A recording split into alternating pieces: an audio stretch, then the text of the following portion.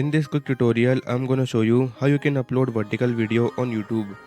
So first of all, you have to click on this plus icon in the bottom. Then you will have an interface like this, and over here you have to select a vertical video which I record earlier. So let's say that this is the vertical video. So first of all, you have to click on this vertical video, but before that, first of all, you have to click on this video option.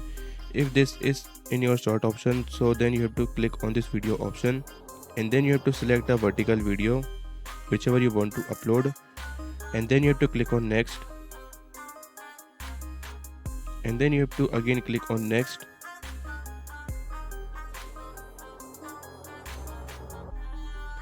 Then you have to add some captions over here, and if you see this public option, so now you have to click on private, and then you have to click on upload.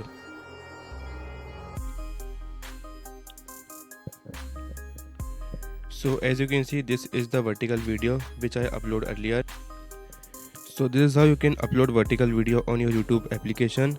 So if you found this tutorial helpful, make sure to like it, and if you are new to the channel, don't forget to subscribe.